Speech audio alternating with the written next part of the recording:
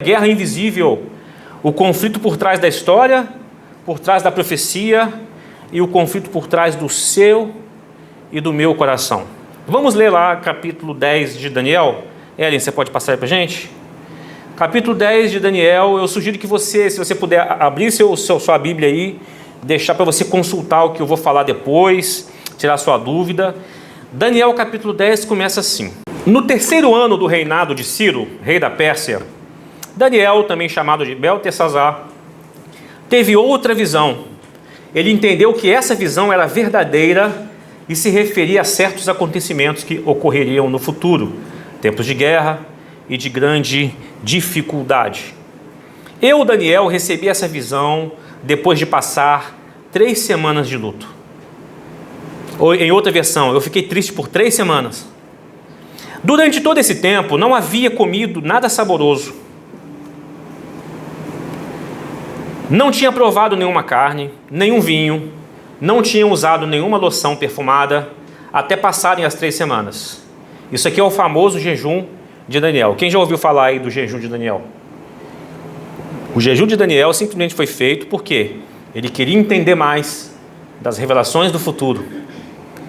E ele se absteve de coisas saborosas, de carne, fez esse tipo de jejum, aguardando uma resposta de Deus para entender o futuro. Não era o jejum de Daniel para comprar carro novo, o cavalo novo, a carroça nova. Não tem nada a ver com o que se ensina por aí. Aí, em 23 de abril daquele ano, estavam em pé, próximo ao grande rio Tigre. Eu levantei os olhos e vi um homem vestido com roupas de linho, um cinto de ouro puro. O seu corpo era semelhante a uma pedra preciosa. Em outra versão fala, o corpo era como berilo. O seu rosto faiscava como relâmpago, os seus olhos eram como tochas acesas, seus braços e os seus pés brilhavam como bronze polido, e sua voz era como o som de uma grande multidão. Somente eu, Daniel, tive essa visão. Os homens que estavam comigo não viram coisa alguma. De repente, porém, eles se encheram de terror e correram para se esconder. Assim, fiquei ali sozinho e tive uma visão extraordinária. Perdi as forças. Fiquei muito pálido e quase desfaleci, ou seja, quase morreu. Daniel, lembremos que Daniel já tinha cerca de 80 anos. Estava velhinho. Então, ouvi o homem falar e ao som de sua voz, perdi os sentidos. Fiquei ali estendido como um rosto no chão. Nesse instante, a mão de alguém me tocou, me pôs ainda trêmulo sobre minhas mãos e meus joelhos. Imagine então Daniel apoiado sobre mãos e joelhos. Como é que ele estava? Rastejando, né? Apoiado sobre minhas mãos e os meus joelhos. Verso 11. O homem me disse: Daniel, você é muito precioso para Deus. Por isso, ouça com atenção o que eu tenho a lhe dizer. Levante-se, pois eu fui enviado a você. Quando ele me disse isso, me levantei ainda tremendo. Em seguida ele disse: não tenha medo, Daniel, pois desde o primeiro dia em que você começou a orar por entendimento e a se humilhar diante de seu Deus, o seu pedido foi ouvido. Eu vim em resposta à sua oração. Por 21 dias, porém, o príncipe do reino da Pérsia me impediu. Olha que ser. Príncipe do reino da Pérsia me impediu. Significa uma potestade maligna, espiritual, forte, que influenciava a Pérsia, um país, de influência territorial. Então Miguel, quem que é o Miguel? O arcanjo, um dos príncipes mais importantes, veio me ajudar e eu deixei ali com os reis da Pérsia. Agora estou aqui para explicar o que acontecerá com o seu povo no futuro, pois essa visão se refere a um tempo que ainda está por vir. Agora vocês entendem por que ele jejuou por 21 dias. Se humilhou por 21 dias, buscando entendimento da revelação de Deus. Enquanto ele falava comigo, eu olhava para o chão, sem conseguir dizer uma única palavra. Então aquele homem se parecia como um homem. Então aquele que se parecia com um homem tocou meus lábios e eu abri a boca e comecei a falar. Disse aquele que estava diante de mim: meu Senhor eu estou angustiado por causa da visão que tive. Eu me sinto muito fraco. Como é possível alguém como eu, seu servo, falar com meu Senhor? Minhas forças se foram e mal consigo respirar. Então, aquele que se parecia com um homem tocou em mim novamente e senti minhas forças voltarem. Não tenha medo, ele disse, pois você é muito precioso para Deus. Que a paz esteja com você. Tenha ânimo, seja forte. Enquanto ele falava, logo me senti mais forte e disse: fale, meu Senhor, pois me fortaleceu. Então ele disse: você sabe por que eu vim? Em breve terei de voltar para lutar com o príncipe do reino da Pérsia, e depois disso virá o príncipe do reino da Grécia. Ou seja, tinha uma outra potestade que influenciava já a região da Grécia. Mas agora lhe direi o que está escrito no livro da verdade. Ninguém me ajuda na luta contra esses príncipes, exceto Miguel, o príncipe de vocês. Vamos orar. Deus, abra nosso entendimento para receber a sua maravilhosa revelação da sua palavra, Deus. Ah, Deus, quem me dera se os que se dizem evangélicos conhecessem a beleza do seu poder, a sua majestade, a sua soberania e o seu cuidado com o seu povo. Mas, Senhor, obrigado por nos revelar.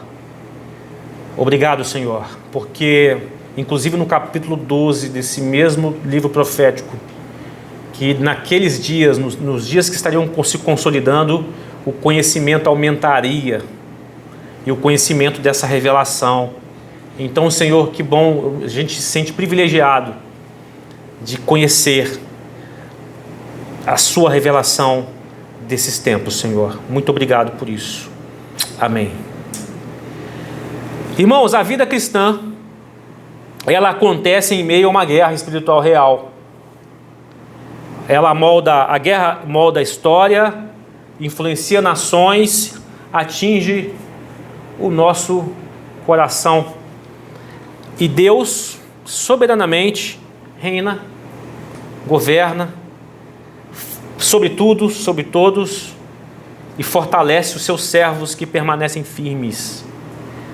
No capítulo 10 de Daniel é um dos textos mais importantes sobre quando mostra que a guerra ela não é somente física, não é somente humana. A gente viu ali um anjo, não se sabe quem é de fato essa figura, por mais que pareça muito com a descrição de Apocalipse, quando João vê e faz um relato, é muito parecido com o Cristo, mas eu não diria que é o Cristo que apareceu ali para ele, visto que ele teve que enfrentar uma luta de 21 dias para trazer uma resposta para Daniel. Então eu acho que Cristo resolveria rapidinho essa questão, porque em Apocalipse mostra ele resolvendo apenas com o falar da sua boca, com o sopro da sua boca. Mas era um ser espiritual muito diferente, muito belo, que um senhor de 80 anos, mas eu entendo que a mim e a você, talvez, se tivesse esse encontro com ele, a gente ficaria... teria uma experiência bem interessante com esse homem, com esse ser.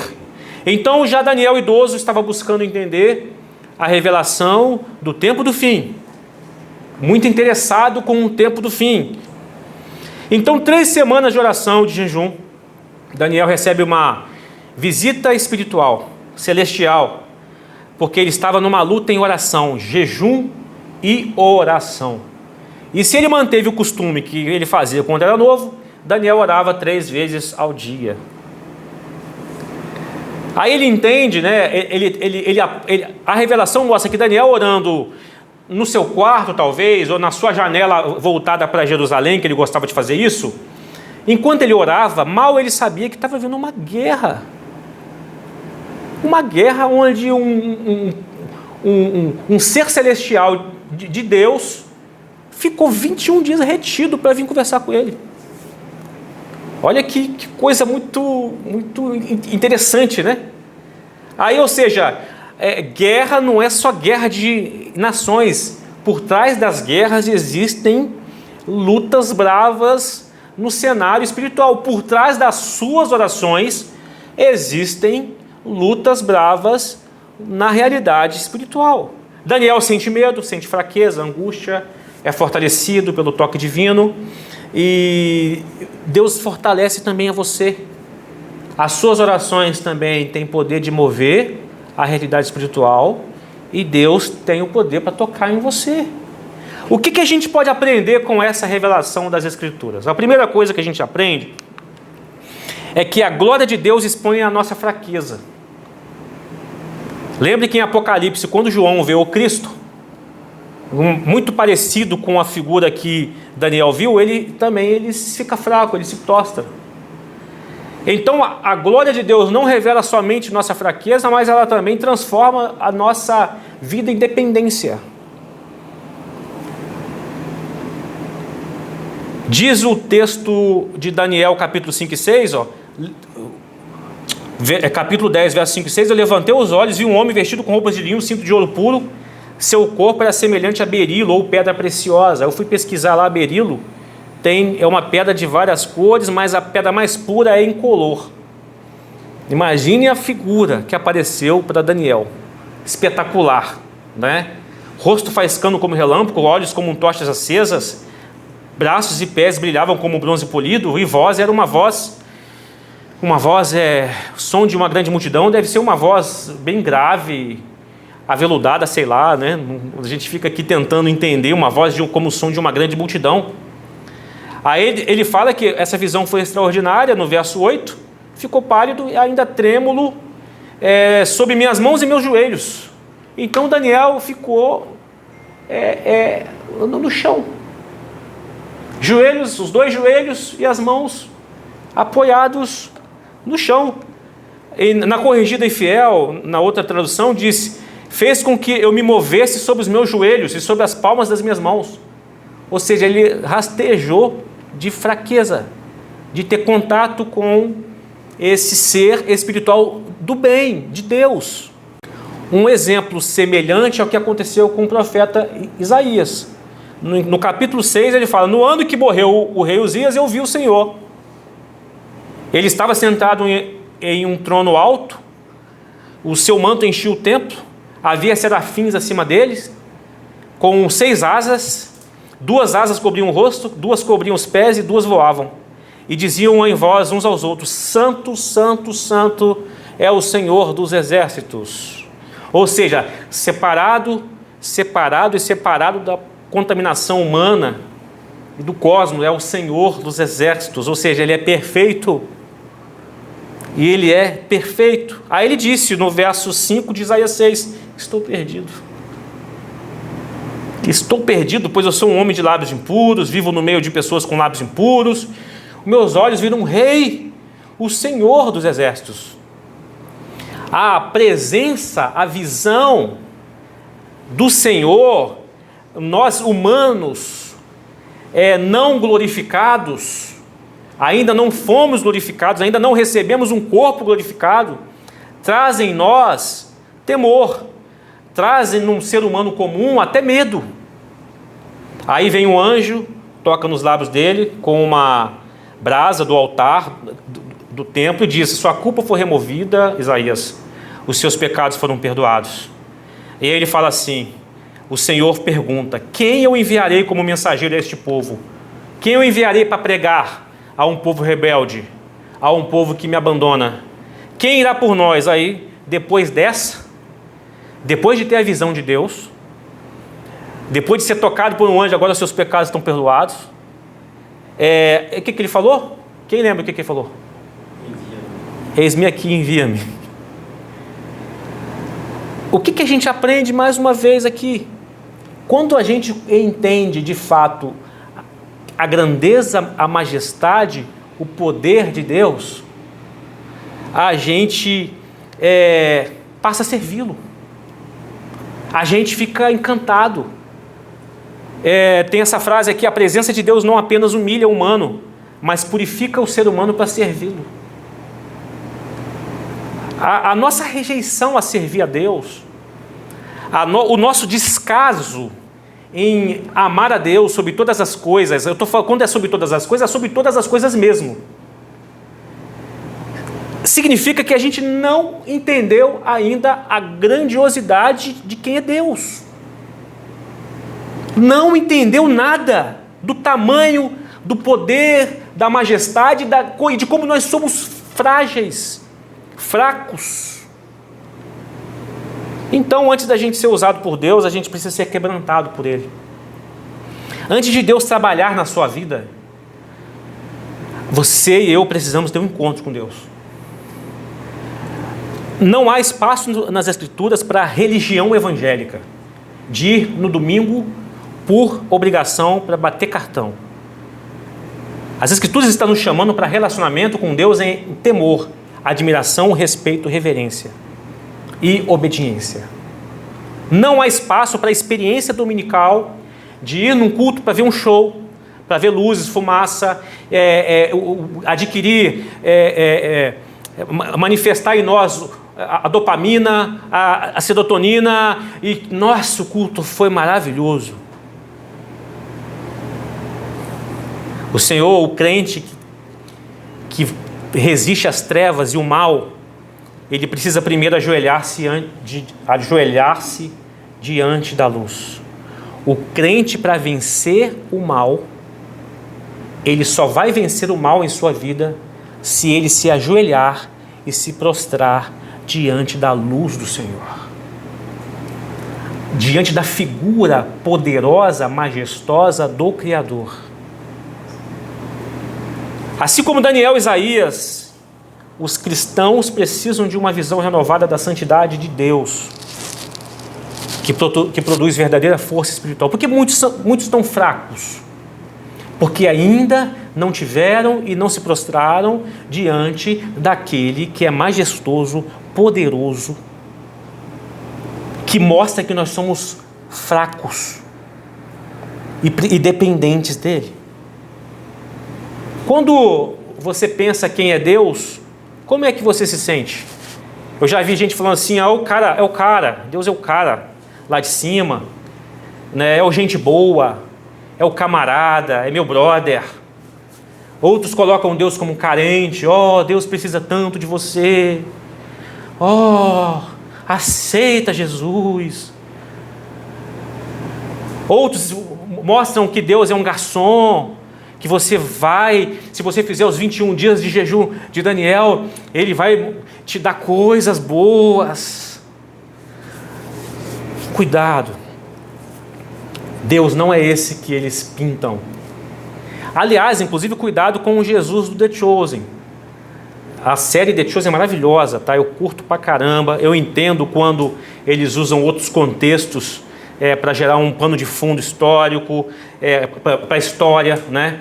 Mas Jesus não tem a aparência do Jesus do The Chosen, o ator, que eu esqueci o nome dele aí, que até ele tem até uma falta de paz, porque a galera pensa que ele é o Jesus verdadeiro, pede para ele curar, fazer uma porção de coisa, ele passa uns apertos. A presença de Jesus glorificado é uma presença poderosa, é uma presença muito poderosa. Então, um ser angelical, que eu entendo que aqui não é Jesus, mas se for, tudo bem. Se Jesus decidiu lutar por 21 dias, tudo bem, né? Deixou Daniel rastejando, deixou Daniel de 4, rastejando, uma presença angelical. E Isaías, quando viu o trono de Deus, disse, ai de mim. O senso, né, de distanciamento por ser pecador é enorme. E aconteceria mesmo comigo e com você, se tivéssemos essa experiência, se não fosse a misericórdia de Deus sobre nossas vidas. Na experiência de Isaías, vem lá um anjo, tira uma brasa, lá da churrasqueira, altar é churrasqueira, onde queimava os sacrifícios, toca na boca dele, e fala assim, os seus pecados, a sua culpa foi removida. Aí vem com Daniel, né? Vem esse ser que apareceu para Daniel, lá no verso 12 fala: desde o primeiro dia em que você começou a orar, por entendimento, a se humilhar diante de seu Deus, o seu pedido foi ouvido, eu vim em resposta à sua oração. Aí, olha que coisa linda, a misericórdia, o amor de Deus reduzem a distância entre a santidade, que faz tremer, que faz ficar de quatro, rastejante. A misericórdia e o amor de Deus reduzem a distância entre a sua santidade e a nossa fraqueza, erguendo-nos onde nós só poderíamos cair. Por isso que os homens, as mulheres da nossa nação, desse mundo, precisam ouvir o Evangelho. Eles precisam da misericórdia, de reconhecer a misericórdia e o amor de Deus. Deus não está preocupado em performance de ser bonzinho, religioso. Deus não está preocupado se você frequenta o culto. Deus está preocupado se você é o culto. Se há culto em seu coração. O que importa para Deus é a sua reverência, a grandeza dele, a sua majestade, e para você não ficar rastejando. Cristo morreu por mim e por você na cruz e nos fez a ligação com o Pai pelo seu sacrifício. A segunda coisa que a gente aprende: a guerra espiritual define os rumos da história e transforma a sua vida. No verso 13, o mensageiro explica que foi enviado desde o primeiro dia da oração de Daniel. Desde o primeiro dia da oração de Daniel. Mas foi resistido pelo príncipe do reino da Pérsia. Uma entidade espiritual forte que tinha influência na Pérsia. Um poder demoníaco que influenciava aquele império. A esse trecho ele vai revelar, do capítulo 10 de Daniel, que por trás da política, por trás dos impérios, existe conflito espiritual real. Mas as orações dos santos participam desse conflito. Por trás da política, por causa das revoltas, das rebeliões, por causa dos conflitos, existe algo por trás espiritual. Mas muita gente que não conhece a beleza, a grandeza, a soberania de Deus, o poder de Deus, estão brigando por causa de ideologias humanas. Enraivecidos por causa de ideologias humanas. Alguém disse que o mundo espiritual é real. Há forças do mal organizadas sob Satanás que procuram influenciar governos, ideologias e até o coração humano. Essa guerra não é apenas política, ela também é pessoal. A sua guerra é pessoal. Tem guerra para você. Você está em guerra e às vezes nem percebe. Eu estou em guerra e às vezes nem percebo. Satanás quer desanimar sua fé. Satanás quer enfraquecer sua oração. Satanás quer desviar o seu foco de Cristo. Mas Daniel continuou 21 dias em oração e jejum. A gente foi também chamado para lutar com oração e com jejum. A oração é o campo onde o cristão trava as batalhas mais decisivas da sua vida.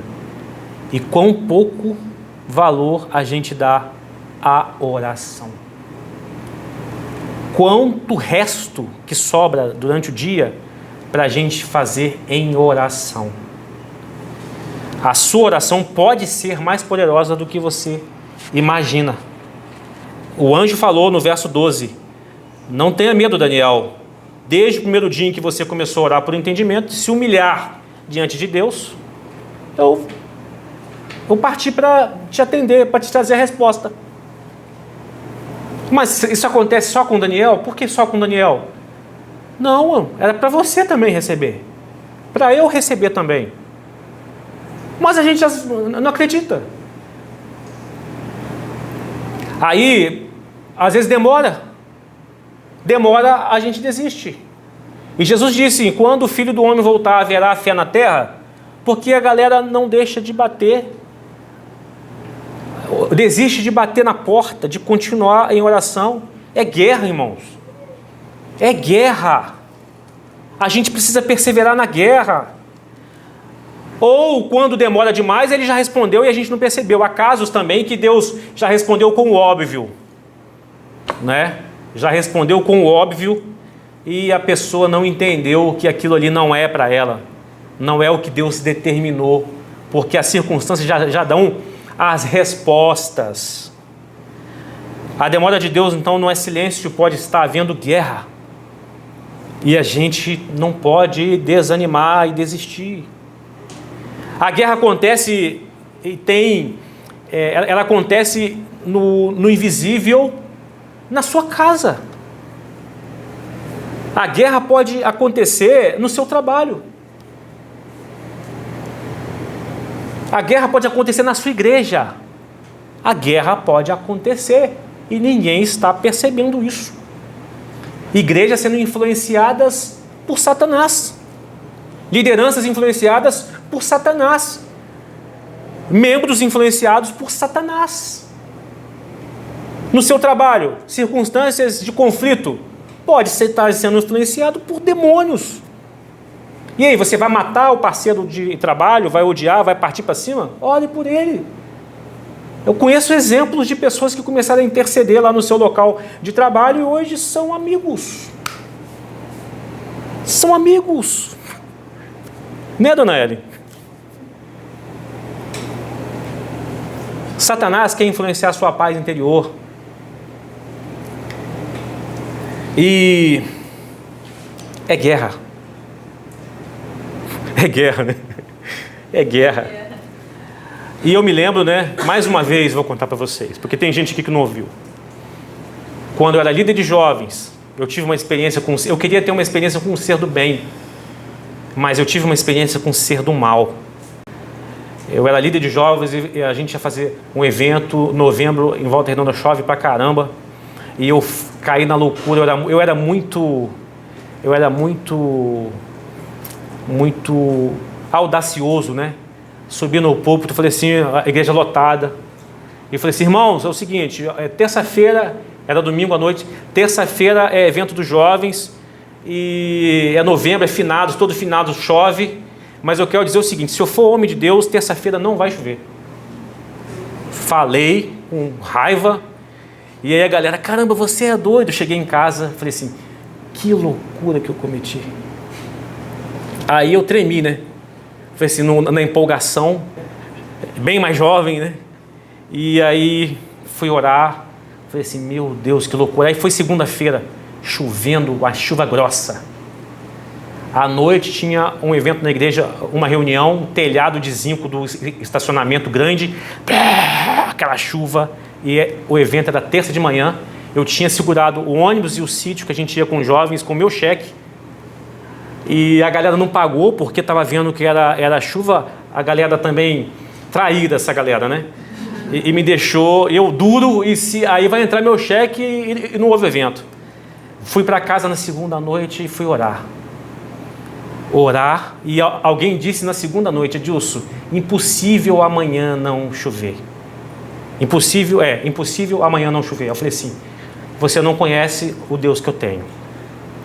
Aí eu fiquei com raiva, aí estava zoando com a minha cara, já fui orar. A Elisângela foi dormir, e eu na sala em oração, clamando a Deus, buscando a Deus: Senhor, misericórdia, eu vou passar vergonha, honra, Senhor, o seu nome, honra o teu servo, misericórdia, Senhor, e tal, orando a Deus, até que eu sentado, deitado no sofá da minha sala, aparece um ser demoníaco atrás do meu sofá. Na hora que ele apareceu, eu senti como Daniel, travei todo, tremi completamente. Daniel tremeu com cera angelical, do bem, lindaço, corpo parece berilo, tal.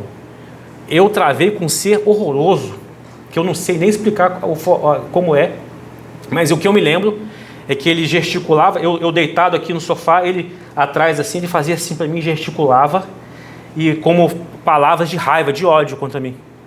E eu, por segundos, tentando falar para expulsar em nome de Jesus, e não saía até que eu consegui falar e saiu. Aí eu tremi todo, fui pro quarto para ficar perto da Elisângela, para ela me proteger. Aí cansei de ficar lá, não vinha sono, voltei para a sala. Voltei para a sala orando ainda, Senhor, e ainda estava esquisito o tempo, chovendo. Orando ao Senhor, apareceu o troço de novo, cara. De novo, mesma circunstância, travou o corpo todo, perdi toda a mobilidade, fiquei como se fosse um paraplégico por alguns segundos, e aquele ser de novo com ódio de mim, e até o ponto que eu consegui ter força e expulsar em nome de Jesus. Foi uma experiência maravilhosa, tá? Não foi só uma experiência. Teve outra. Quando a Prisma estava nascendo também. Quando a Prisma estava nascendo, eu recebi a visitação na minha sala. Eu estava na sala com insônia e eu senti a presença e senti o corpo travar de novo. Até conseguir expulsar, enquanto a Elisângela estava sonhando que estava expulsando demônio no sonho dela ao mesmo tempo que eu estava tendo uma experiência lá na sala. Irmãos, eu queria ter essas experiências porque isso aumenta a nossa fé de uma maneira maravilhosa. Oi? Choveu, né? A curiosidade, eu mudei de assunto. Quando foi 5 e pouca da manhã, eu olhei para o céu, estava escuro ainda, ou 4h40, olhei para o céu estava estrelado. Quando foi 6 horas da manhã, o sol começa a bater num cume de um monte que ficava para frente da nossa janela, eu glorificava a Deus, eu louvava a Deus. E aí eu fiquei poderoso naquele momento, tirei onda com a galera, aí a galera começou a descer para ir para a igreja. Eu morava perto da igreja, os jovens, era uma turma grande, um ônibus fretado e todo mundo descendo. Aí eu falei, eu não falei para vocês? Os Tomés tudo descendo, os traíras que não tiveram fé e tal, zoei com a cara deles. Chegamos no sítio, reuni todo mundo no círculo, lá no sítio, e contei esse testemunho para eles. E até hoje, quando eu vou lá, eles se lembram desse episódio. Até hoje, a forma que eu testemunhei. Aí depois, todo casamento que tinha, festa de 15 anos, velório, eu tinha que orar para não chover. Entendeu? Pediam, falei assim, agora é com vocês, eu cansei. Eu cansei, agora é com vocês. Irmãos, por que eu estou contando isso? Não é para glória minha não, irmão. É que você pode vencer guerras espirituais dentro da sua casa. Você foi chamado para ter poder e guerrear espiritualmente. Você não precisa ter medo de demônios. Você não precisa ter medo, porque Deus te dá poder e autoridade. Isso só vai fortalecer a sua fé. A sua oração pode ser ouvida se você se humilhar diante de Deus. É claro que Deus não tem compromisso com loucura. Claro que não tem. Mas eu falava para Deus, Senhor, nós fizemos trabalhos espirituais maravilhosos, agora a gente vai para lazer, dá essa chance para a gente, tenha misericórdia. Então, irmãos, Deus age por meio da oração e do jejum. Eu tenho experiências recentes de jejum e oração com a Elisângela, por uma situação que parecia irreversível. E a forma que a gente jejuou, a gente orou, pedindo Deus para eliminar uma situação que estava acontecendo. A resposta foi surpreendente, rápida demais. Foi rápida até demais. E não foi mais de uma vez que a gente juntos em oração e jejum resolveu coisas que humanamente parecia impossível.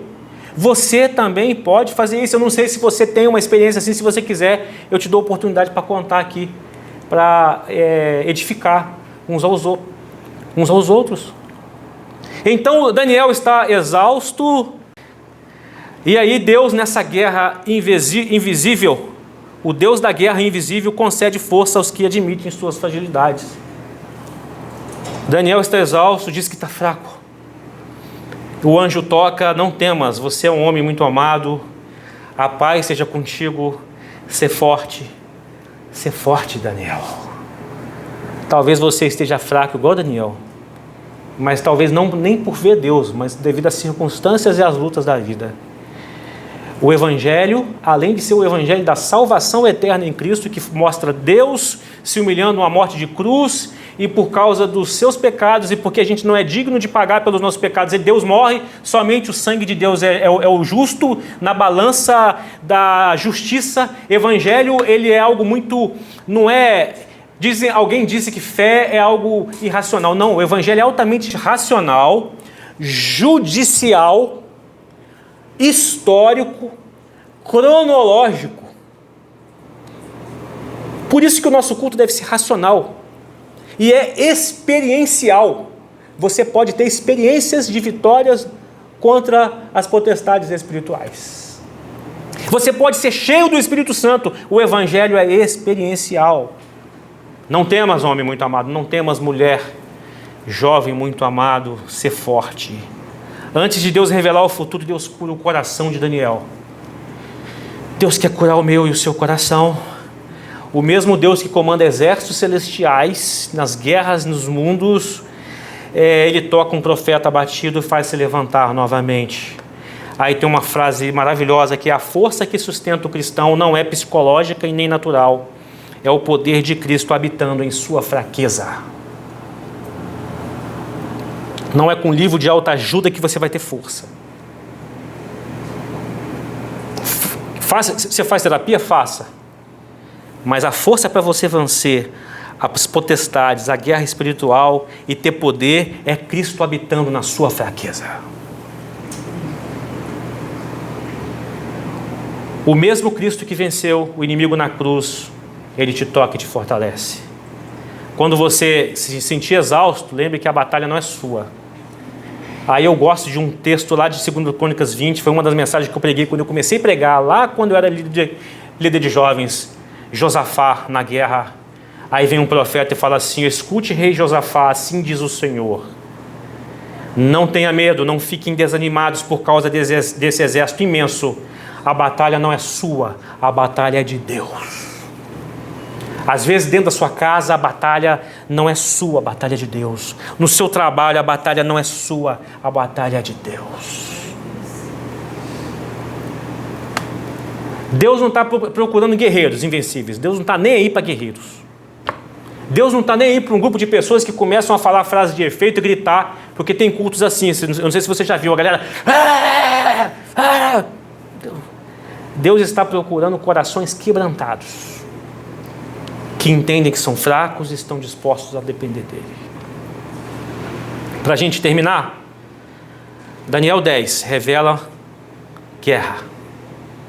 Guerra invisível. Por trás das histórias das nações e das profecias e da vida de um crente, Daniel. Deus governa o mundo na sua soberania e nenhuma força pode frustrar o plano dele. Conforme foi dito aqui das semanas, o cronograma de Deus é intocável, imutável, inalterável. Aí quando Daniel vê o glorificado, vê o ser glorificado, esse mesmo Cristo que sustenta os apóstolos, que sustentou Daniel, é o que dá força espiritual para você na guerra invisível. E Colossenses capítulo 2,15 deixa muito legal. Colossenses 2,15, desse modo, ou seja, Cristo na cruz, rasgando a dívida que você tinha, desarmou os governantes, as autoridades espirituais, os envergonhou publicamente ao vencê-los na cruz. Esse é o Cristo que te sustenta. Alguém disse uma frase que o cristão luta não para conquistar uma vitória, mas porque já está unido àquele que venceu. Ou seja, se a sua guerra é legítima, é para a glória de Deus, é buscando redenção, é buscando salvação, você está unido a Cristo, aquele que já venceu. E por que você não guerreia? Por que a gente não guerreia? Por que a gente não confia? Por que a gente não ora? Por que a gente não se humilha? Por que a gente não jejua? Por quê? E depois a gente fica lamentando a vida, a hora. O que você deve fazer hoje e nas próximas semanas? Ore. Ore. A sua resposta pode começar a vir no primeiro dia da sua oração. Ore e jejue para compreender. O jejum não é para fazer sentir falta de alguma coisa no corpo para Deus ver que você é esforçadinho. Não é nada disso. O jejum é para você entender melhor as circunstâncias espirituais. Só isso, tudo. Jejum é para isso. Se ensina o jejum muito errado. O jejum é para você compreender, inclusive se compreender. Ou compreender as circunstâncias que te rodeiam. Humilhe-se. Humilhe-se, nós somos muito soberbos. Soberbos, sabe por que nós somos soberbos? Ai, Deus, não fala assim comigo não. Mas eu vou te dizer por que nós somos soberbos. Porque a gente não ora. O simples fato da gente orar mal, orar pouco, isso mostra soberba. Que a gente é dono da nossa própria vida. Que a gente dirige a nossa própria vida, então a gente não ora, a gente não demonstra dependência. A gente é soberbo, então se humilhe. Busque por experiências espirituais. Busque, peça a Deus para ter experiência espiritual. Não precisa ter medo, eu não morri. Pelo contrário, caramba, achei um máximo. Eu acho isso o máximo. Se tiver que ter outra, vamos embora. Eu acho isso o máximo. Experiências espirituais. Mas você não precisa de ver ou sentir algo. O simples fato de você se humilhar e jejuar e orar, você pode ter situações embaraçosas resolvidas sem ter visto nada diferente. E só ver a circunstância mudar. E seja fortalecido em Deus. Seja fortalecido em Deus. Lute. Lute. Como Daniel reconhece a grandiosidade de Deus. Imagine agora a imagem de Deus, a figura de quem é Deus. A gente viu em Daniel capítulo 8, a figura do ancião de dias, que subentende-se que é o Pai, assentado num trono. E a gente viu em Daniel capítulo 8, um semelhante ao Filho do Homem. 2 seres maravilhosos. A gente viu em Daniel 9, o anjo Gabriel conversando com Daniel. A minha mãe já viu o anjo quando ela orava na roça de madrugada. Ajoelhava para orar e aparecia um anjo no quarto e ela orava. Eles combinavam de 4 horas da manhã, todo mundo da igreja orar. Aí quando ela adormecia em tempo superior, ela escutava um toque na porta para acordar às 4 para orar. E era o anjo a despertando. E por que a gente não tem essas experiências? Que o nosso orgulho persistente que seja moldado pela visão da imensa majestade de Deus.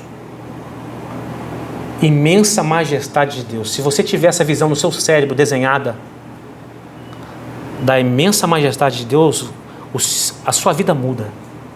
O seu temor é outro. A sua oração é diferente. O seu tempo de oração é de qualidade e você vai se humilhar. E vai acontecer coisas grandiosas na sua vida. Evangelho não é uma galera que senta num banco só para ouvir teoria no domingo, mas é para ouvir e viver a prática no dia da semana e voltar no outro domingo para regozijar a vitória concedida por Deus. Que o Senhor nos quebre e nos conduza na nossa fraqueza ao quebrantamento, confissão, para que a gente seja esvaziado de nós mesmos. Que a gente substitua horas de rede social por horas de conversa com Deus. Que a gente substitua coisas do café da manhã, e é difícil, jejuar é chato pra caramba. Jejuar é chato pra caramba. Eu não gosto de jejuar. E eu confesso para vocês, eu me dedico mais em jejum e oração quando a coisa está pegando, né? E eu preciso melhorar, inclusive, mas todas as vezes que a gente fez esse tipo de propósito, Deus moveu, Deus agiu. Que esse incômodo, que a nossa fraqueza não seja fonte de desespero. Se você está sentindo fraco e desesperado, não. Existe esperança para você ser fortalecido e dependente de Deus.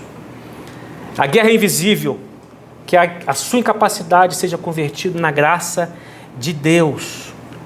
O que precisa mover na sua vida, dentro da sua casa? Existe alguém que precisa de conversão na sua casa? Ore e jejue. Jejue para essa pessoa ter um encontro com Deus. Você está com problema no trabalho? Ore e jejue. Está com problema com o filho? Ore e jejue. Você está se sentindo oprimido, jejue e ore. Você está sem resposta, precisando de um discernimento, jejue e ore. Ore. Que assim como Daniel foi tocado, você seja tocado e fortalecido por Deus. Curva a sua cabeça, vamos orar. Onde é a sua luta? Onde é a sua guerra? Onde é a carência? Onde está a dificuldade? Onde está? Às vezes você tem falado coisas, reagido, e essa guerra é espiritual. Às vezes é só para ficar calado, orar, jejuar para buscar compreender você e as circunstâncias. Confia naquele Deus que envia respostas, mas as respostas podem não ser no seu tempo, a resposta pode ter sido dada pelas circunstâncias, mas a resposta pode estar demorando porque há guerra. É possível,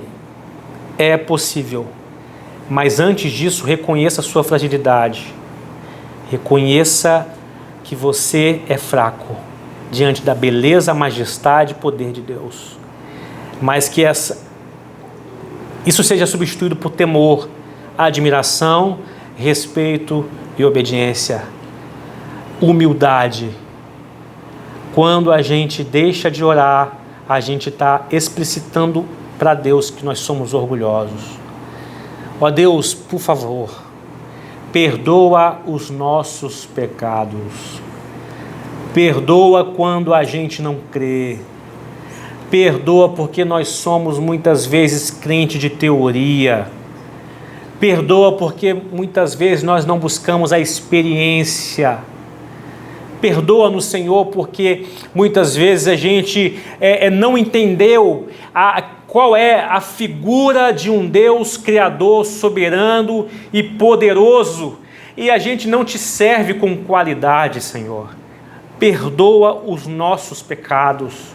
Deus, que essa mensagem transforma o nosso coração e que a partir de hoje e para essa próxima semana, o nosso andar, o nosso olhar, o nosso falar, o nosso compreender, seja mediante, com base fundamentada na sua grandeza, na sua majestade, Senhor. Obrigado, Senhor, por Senhor estreitar a comunicação conosco por meio do seu Filho, o Cristo encarnado, mas o Cristo ressuscitado, o Cristo crucificado, mas o Cristo agora de imposição exaltada sobre todos os povos, línguas e nações.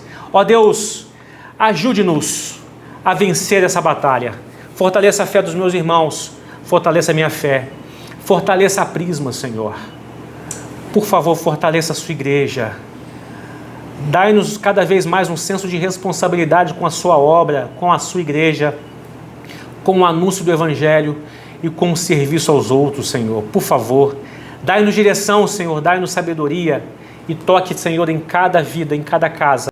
Ó Deus, que tenhamos uma excelente semana e que a nossa vida mude cada vez para a maturidade no relacionamento com o Senhor e vencermos as nossas guerras espirituais. É o que nós oramos em nome de Jesus. Amém. Amém.